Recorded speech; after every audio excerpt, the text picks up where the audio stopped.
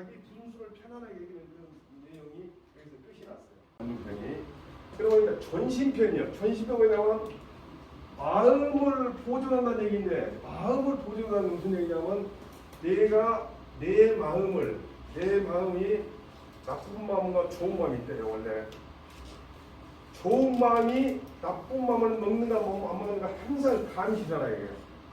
이 성경에서 그렇게 보고 있어요. 그래서 내 마음이 나쁜 마음을 먹는가 항상 감시해서 이 좋은 마음이 항상 포초를 쓰고 있어야 돼. 나쁜 마음이 나오지 못하게. 그 훌륭한 마음을 내가 항상 마음을 보존하고 있다. 훌륭한 마음이고도 도망 가버리면은 나쁜 행동을 하는데 쉽게 한다. 그래서 내 마음이 제대로 하고 있는 걸 항상 감시하는 그 마음을 보존하게 해가지고 전심편. 이거 봅시다. 경행록에 온 좌밀시를 여 통고하고 촌심을 여 육마면 가면관이라. 네, 이게 참 그 기가 막힌 말이면 사실 밀실에 앉아 있는 것을 사방으로 통하는 거리에 있는 것처럼 하는 얘기거든. 혼자 조용히 앉아 있어 한 가만히 방에 아무도 안 보는 방에 문 닫아놓고 그래도 사람들이 다 보는 데 앉아 있는 사람을 하는 얘기거든. 그 다음에 작은 마음을 의거하기를, 즉 움직이기를, 이 촌심이라는 것은 옛날에는 내 마음이 머리에서 안 나오고 심장에서 나왔다고 했어. 심장이 딱 그 사방 한치인가 봐요. 심장. 작은 촌이라는 작은 마음을 이렇게 움직이는데 내가 그 통제하기를 6마리 말로 모으는 그런 수레처럼 신중을 해라. 그래서 그 신중해. 자, 그렇게 하면 된다고 허물을 면할 수 있단 말이야. 허물. 그러면 좋다는 얘기가 아니라 허물이 겨우 면은 아니야. 허물을 면은. 그래서 여기서 좌밀시를 이어 통보한다고 무슨 얘기냐면은 남들이 아무도 모르더라도 남들이 보는 것처럼 행동한다는 얘기야. 저 같은 경우는 지금은 안 그러는데 옛날에 아무도 없고 와이프도 없고 다 아무도 없으면 추린 입고 소파에 딱 들어놔가지고 리모컨 놓고 텔레비전 보고 자고 그러잖아요. 애들이 있거나 손님 있으면 그런 데로 딱 앉아있잖아요. 그게 밀실에 앉았을 때 연산에 그런 것을 한다 그런 얘기인데 이것은 아주 기본적인 해석이에요. 아주 기본적인 해석. 더 어려운 해석은 내 마음속에 좋은 일을 해야겠다는 생각, 나쁜 일을 해야겠다는 생각이 동시에 나올 수가 있어요. 아주 학생이라고 한다면 내가 도서관에서 공부를 할 것인가, 극장에 가서 영화를 볼 것인가, 극장에 영화 보면 나쁘고 해야겠다고, 또 친구들하고 가서 술 먹으러 갈 것인가, 아니면 집에 일찍 들어갈 것인가. 이런 좋은 마음과 좋은 마음과 나쁜 마음이 나오는 그 순간에 내가 좋은 마음을 가져야겠다, 나쁜 마음을 가져야겠다. 그 순간은 다른 사람 다 모르죠. 나만 알죠. 그 순간에 아주 신중을 해야 돼.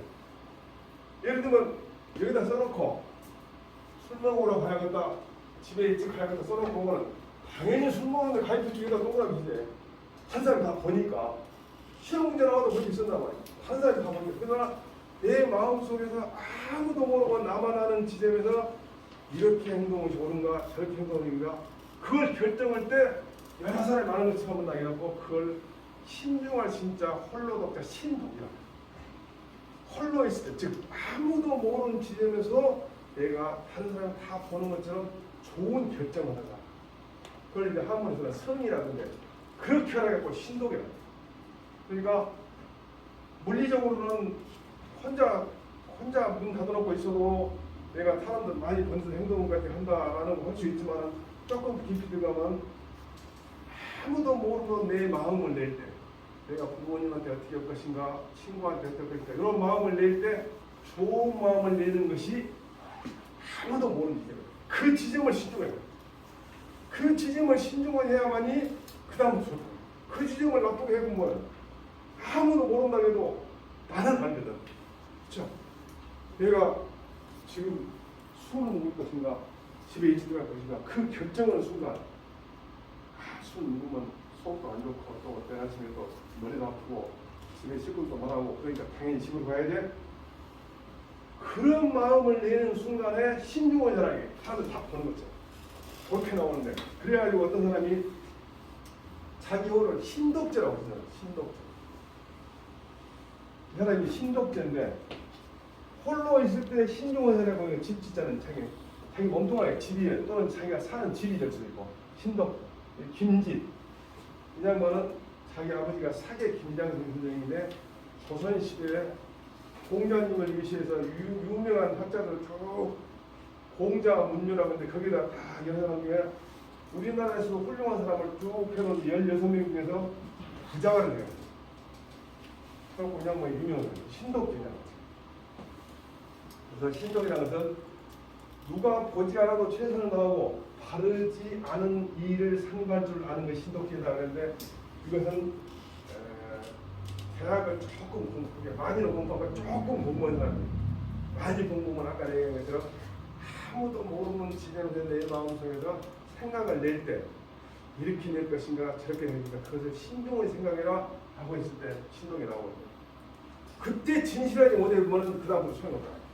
그때 진실하지 못하고 그때 하자면 인간이 바른 게 아니지 않느냐 신독제란 말입니다. 근데 여러 말도 있더라고. 암실에서 말하자면 업신여기지 않는다 이 말이거든. 무슨 의미냐? 신독 같은 거 말이야. 아무도 안 본다고 해갖고 누구를 욕한다거나 또는 내가 해야 할 일 안 하려고 생각한다거나 아무도 모른다고 해서 내가 해야 할 일 안 하거나 또는 남을 업신여기나 이런 짓거리가 신독에 똑같은 거야.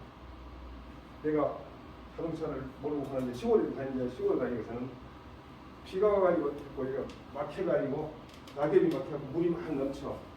그러면 내가 차를 세워놓고 나와가지고 걷고 그럼 치고 가. 아무도 안 보이는 거지.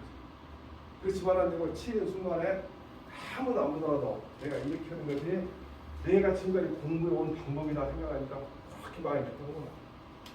그것은 어떤 사람은 또 음덕이라고 하는데 남이 본다고 해야 보고 남이 안 본다고 해서 하는 건 안 되죠.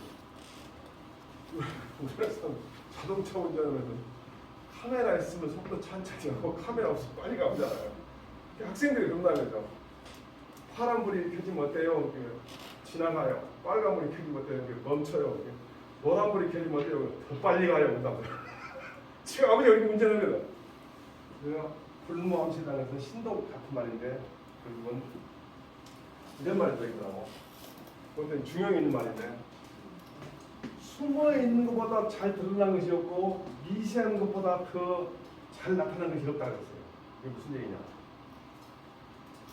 사람이 은미하지만은 이것은 사람은 오히려 훨씬 더 사람한테 잘 보인다는 거죠.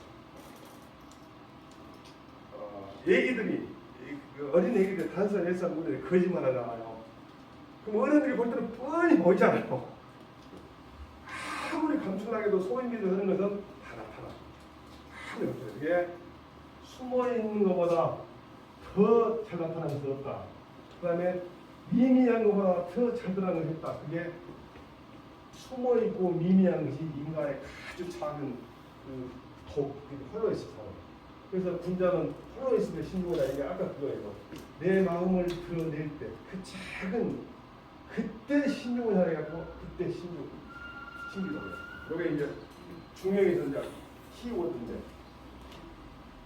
그래서 사실은 아주 쉽게 얘기하면 아무도 없을 때 여러 사람이 본 것처럼 본다 그러지만은 실질적으로 조금 철학적으로 들어가면은 다른 사람이 다 모르는 내 마음을 낼 때 그 마음이 진실해야 한다 그런 얘기입니다.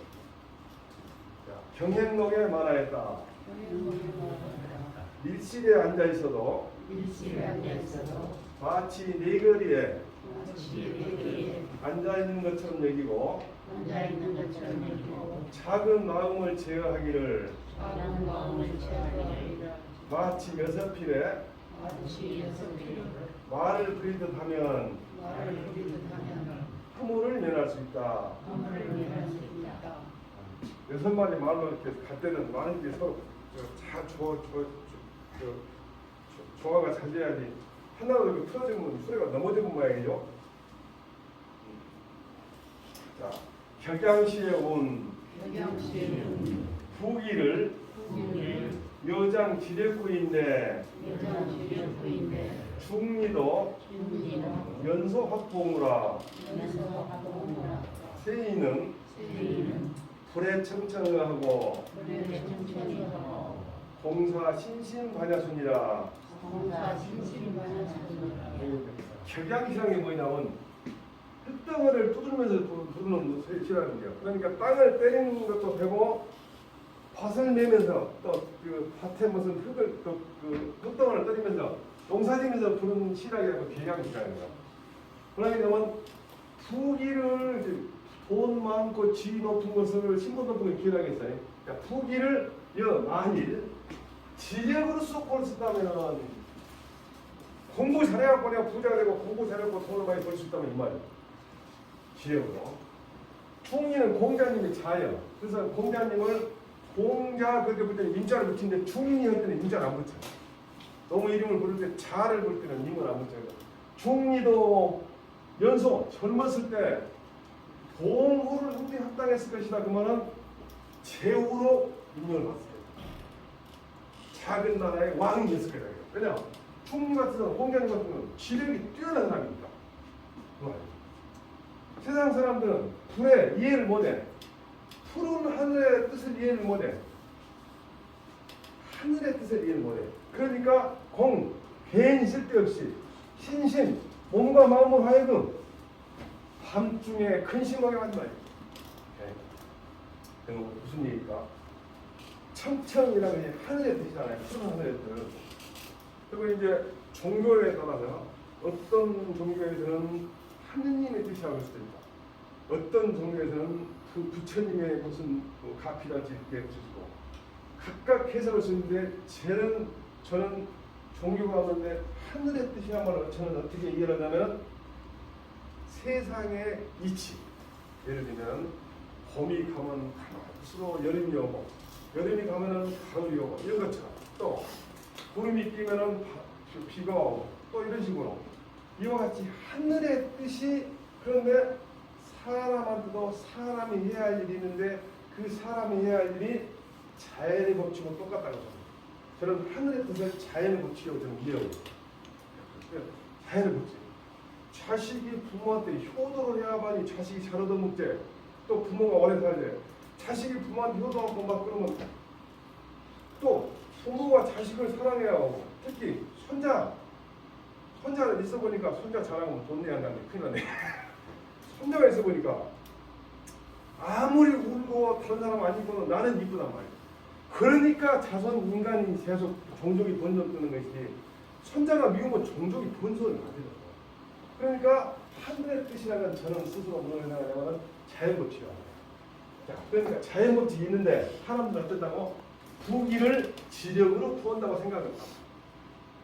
근데 만약에 지력으로 구했다면 공자님이 정말 제일 처음에는 뭐 했냐면은 창고지 알바. 그 다음에 뭐 했냐면은 목동을 했어요. 목동으로 옛날에 이제 큰 재산을 전제하면 미리서 소라 또는 양 같은 걸 갖다 키워 자본물로 재산을 쓰려면 그 목동을 했어요. 그런 식으로 처음에는 이렇게 하다가 나중에 이제 향후 하는 것이 요즘으로 말하자면 법무부냐고 하죠. 조금 했어요. 조금 하다가 뺏겨나왔어요. 그러니까 공장님 벼슬도 별로 못했어. 돈도 없었고 제자가 돈을 못 갖고 되거든요. 부기를 지력으로 본다면 공장님은 젊었을 때부터 이미 다 제후를 했을 것이다. 그런데 세상 사람들은 그 하늘의 뜻, 자연의 법칙을 이해 못하고 쓸데없이 공을 쓸데없이 몸과 마음으로 하여금 저녁마다 근심하게 하다. 어떻게 하면 저놈을 내 것만 듣고 비슷한 내용으로 제가 이제 하나 그러는데 이 격양가라는 것이 그거예요. 농사짓는 소문나게 원래는 연임금 시대에 있었던 시가 이 격양가가 원래 있거든. 일출의 자기라는 것은 해가 뜨면 자기랑서 나가서 이른단 말이에요. 일일시라는 해가 들어가면 쉰다는 말이에요. 착정이라는 생을 퍼갖고 물 마신단 말이고 경쟁시라는 건 농사지고 농사다. 재력은 임금의 힘이 나한테 무슨 상관이냐. 그러면서 임금이 누가 되든지 무슨 얘기냐. 왕이 정치를 잘하면은 전혀 간섭 안 하고 백성들 먹고 사는데 아무 지장이 없으면 괜찮아요. 뭐막 해주려고 할 필요 없다니. 그게 이제 격양 같네요. 이때는 왕이 누군지는 몰랐어. 관심도 없었어. 왜냐? 내가 먹고 사는 지장이 없습니다. 근데 지금은 세상이 복잡해져 오래가지고 시장 경제가 자기들 마음대로 경쟁이 놔두잖아요. 그 가난한 사람은 계속 가난해져요. 이게 국가가 개입을 해요. 그래서 부자로 하여금 너무 부자가 된 것을 뜯어가지고 자기 가난한 사람 먹는 걸 이렇게 할 수밖에 없어요. 이게 국가가 크기 때문에. 그래서 이때 격앙감을 부를 때는 모든 것이 농업 중심으로 되어 있었기 때문에 가능했지만 지금은 전혀 안 맞는 얘기죠. 제가 이제 그 정덕진 씨라고 하죠. 유명한 사람이에요. 세계 고시 합격한 사람. 고도고시, 행정과, 사법과, 은행과 다 합격한 사람인데 이 사람이 젊은 나이에 44살 때 장관을 했어요. 그래갖고 뭐라고 했냐면 대통령을 시험을 본다면 난 대통령 시험 자신 있다. 이 정도 머리가 좋은 사람이에요. 그래서 아까 말한 것처럼 부기를 여장 지력구인데 중이 돼서 합동을 한 말이 똑같아. 나중에 이제 사람한테 이제 인터뷰를 했는데 진짜 이런 말 했냐니까 안 했다고 그러더라고. 근데 진짜 그런 것도 정말 장덕진 씨가 워낙 똑똑하고 얼굴도 이쁘고 공부 잘하니까 44살이면 지금 아주 어리잖아요. 요즘 장계도 안 나도 천지에 44살이고 근데 그 나이에 장관이 그것도 중요한 농민부잖아요. 참 훌륭한 사람이에요. 근데 이 사람이 대통령 시험 본다고 내가 자신 있다. 대통령 시험 보면 안 될까요? 아유. 오늘 볼게 어떤 대통령 후보 장관 놓고 징역 1년 선고 받았던 오면서 뉴스를 들은 거. 격양시에 말하였다. 부귀를 만약 지혜와 힘으로 구할 수 있다면 공자도 젊은 나이에 제후에 봉해졌을 것이다. 세상 사람들은 푸른 하늘의 뜻을 알지 못하고 부질없이 몸과 마음으로 하여금 사람방통까지 근심하게 한다. 요 정도 이제 할 때쯤 되면 나이가 좀 무거워요.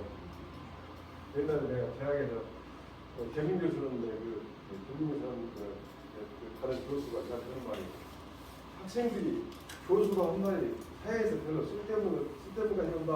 알면 저러고잖아요. 근데 실제 대학에서 저 같은 경우는 이제 직장에 다니면서 겸임 교수를 했기 때문에 실질적으로 있었던 사건 같은 거 얘기하면서 하다 보니까 자기한테 있는 사건도 얘기를 해주고 상담식으로 얘기해주면서 구체적인 사건 체제를 얘기해주는데 대부분 강사 교수들은 책으로만 공부를 해가지고 실질적으로 일어난 일에 대한 해결 방법을 모르더라고요. 왜냐하면 법이라는 건 뭐냐면 사실의 확정 플러스 법률을 적용하거든. 법률을 적용은 잘하나. 근데 사실의 확정은 뭐냐. 대부분 재판을 해보면 사실이 뭐냐가 더 어려울 때가 많거든. 사실이 뭐냐. 근데 재판을 하거나 수사를 해보면 재판 수사 받은 사람의 80%는 거짓말. 아니다기보다. 반대 아니십니까? 자, 범충선공이 개자재활 인수지우나 책임집 명하고 수요총명이나 서기직 혼인이 이조는 판사니 책임지심으로 책비하고 서기지심으로 서인이면 즉 불안불도 성현지위 아니라 범충성공이라는 사람이 범식 가족들이 훌륭한 사람인데 이 범충성공이라는 사람이 자손들을 경계한다는 말이에요. 자손들한테 쭉 앞으로 자기 죽고 난 뒤라도 이렇게 살아라 글을 써놓은 것이죠. 자, 그러면 사람들은 비록 지극히 어리석지만은 놈을 꾸짖을 밝고 자기는 더 깜깜한 사람이 놈한테는 더 다른 사람 잘못하면 잘 발견해서 뭐라 그래. 지는 않은 사람.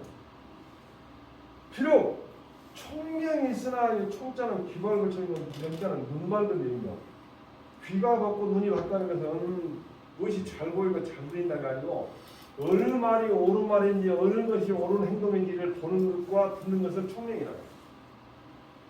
하나님 눈이 잘 보인다 그게 아니고 어느 것을 옳은 행동이고 어느 것이 그런 행동이고 인간사회에서 어느 것이 좋은 말이고 어느 것이 나쁜 말이 듣는 것 그것을 총명이에요. 비록 총명이 있지만은 자기를 용서할 때는 어두워. 무슨 얘기냐? 나를 용서하면 안 되는 용서래요. 내가 잘못했으면 당연히 권치하는데 그럴 수도 있지. 자기가 잘못한 겁니다. 자, 이전은 뭐 너희들이 말이야. 너희들은 너희 자 우리 쓰니까 너희들은 다만 항상 남을 꾸짖는 마음을 가지고 나를 꾸짖고 남을 꾸짖는 마음으로 또 나를 용서하는 마음으로서 다른 사람을 용서한다면 또한 걱정을 더 해주다. 뭐라고? 성현의 지위에 도착하지 못한 것을 걱정할 것이다. 그러니까 뭐예요? 내가 내 자신이 잘못한 것을 꾸짖을 때는 아이고 그럴 수도 있지 그런 마음으로 다른 사람을 대기하고 또 나를 용서하는 마음으로 다른 사람 저 사람이 잘못한 것을 내가 꾸짖은 마음으로 나를 꾸짖고 나를 용서한 마음으로 다른 사람 용서한다면 그렇게 되면 성현의 지위에 가버린다 이거. 아무리 어려워서 다른 사람 꾸짖는 건 아주 영석하다. 아주 총명한 사람도 자기를 용서할 때만은 깜깜한 사람 어두워가지고. 그래서 제가 주례할 때는 꼭 써준 말 중에 하나 이자가 있어요. 이게 용서할 숫자잖아요. 용서할 숫자를 딱 글자를 나눠보면은 같은 열자에다 마음 숫자가 들어가. 얘가 마음 숫자거든요. 이 말이에요. 네 마음하고 내 마음은 같아. 그래서 이걸 우리는 뭐라고 하냐면 역지사지라고 해요. 입장을 바꿔놓고 생각해본다. 네가 서 있는 자리를 내가 바꿔놓고 생각해본다. 역지사지를 한다는 것은 사실은 생각하면 굉장히 쉬워집니다. 저 사람 입장이 안 돼버립니다. 특히 저는 요즘에 좀 선거치가 돼가지고 얘기한 거 들어보면 이쪽 진영 있는 사람한테 이쪽에 한번 와서 한 하나를 하라고 하면 어떻게 하는 거지? 입장을 바꿔놓고 생각. 그러니까 어쨌든 내가 화가 나는 것이 뭐냐면 제일 나쁜 것이 복학아시라는 거거든요. 공부를 했는데 그 공부한 것을 마지막에 왜곡시켜가지고 세상 사람을 불려놓은 거예요. 그런 거잖아. 예를 들면 4대강이 진짜 좋은지 나쁜지 잘 모르는데 좋을 수도 있고 나쁠 수도 있는데 이쪽만 들으면 완전히 나쁘다고 이쪽은 완전히 좋다고 그러면 안 되잖아. 둘 중에 한 사람이 거짓말이거나 두 사람 다 거짓말이잖아. 그러면 나쁘니까 해요. 그래서 역지사지 세상살이에서 제일 중요한 것이 저 사람 입장에 내가 바꿔갖고 서보는 것과 생각하는 것이 역지사지인데 역지사지인 거다. 그래서 서나 역지사지가 다 같은 말이에요. 그래서 공자님이 평생 동안에 생각한 것이 항상 용서를. 자, 용서는 얼마나 좋은 말인가. 과거의 상처가 남은 삶을 지배하지 않도록 합니다. 무슨 얘기야? 과거의 상처로 하여금 남아있는 인생을 갖다가 상처를 주자.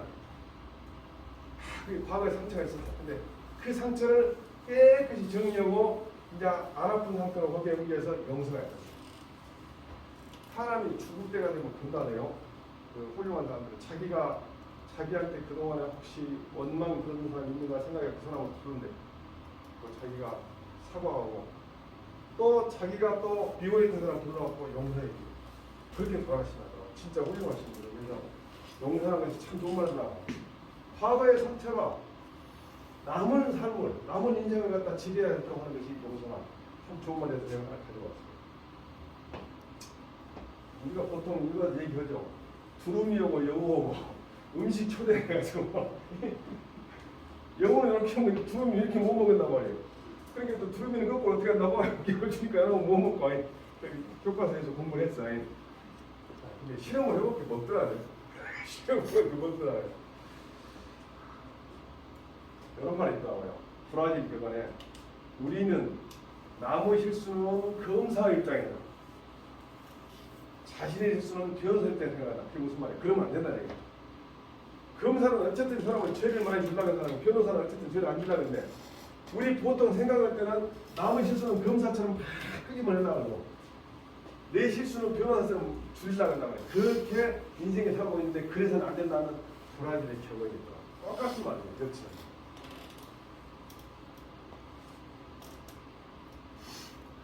범충 성공이 자제를 경계하여 말하였다. 사람이 비록 어리석을지라도 남을 꾸짖는 데엔 바고 비록 총명함이 있다 해도 자기를 용서하는 데엔 어둡다.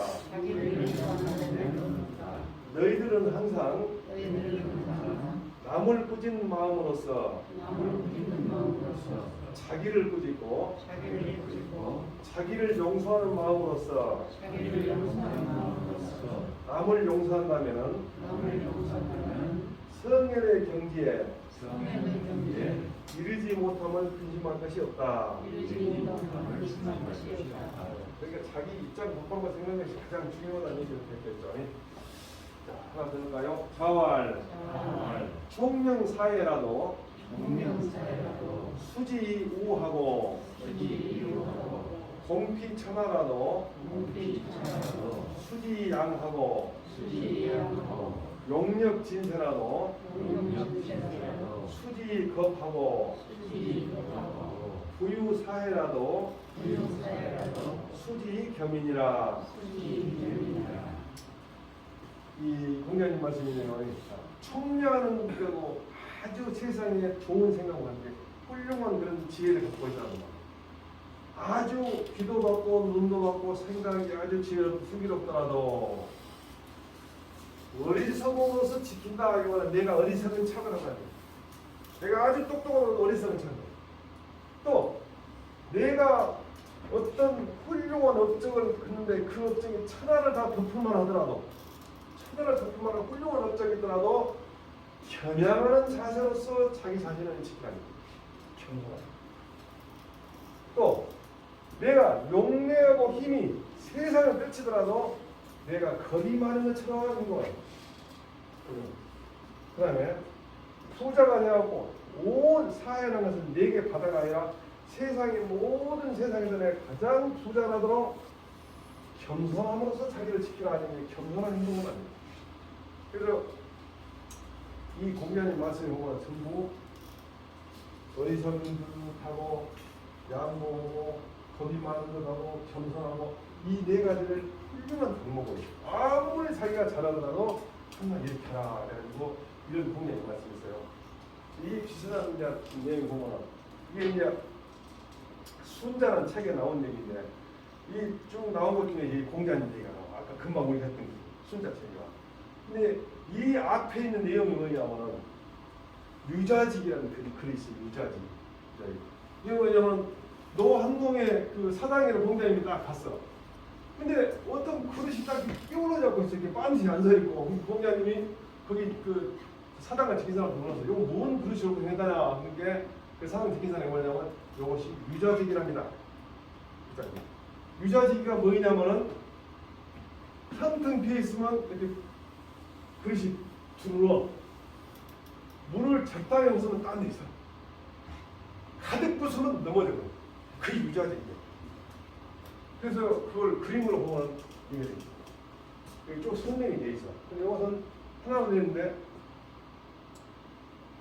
텅텅 비어 있으라고 지우려 있어. 중간쯤 부으면 가득 차. 가득 차면 이것이 유자직. 그 그릇이 있는 거예요. 그러니까 노한공이 사당을 넣고 사람들이 와서 그걸 볼 때 내가 어떤 행동해야 한다? 잘난 척하고 하면 어쩐다고. 그래서 실제로 이 그릇을 만들어갖고 중국에는 내가 실험을 해요. 유자직을 그래갖고 실제로 이렇게 물로 보면 반쯤처럼 막 이게 사람이 중요해.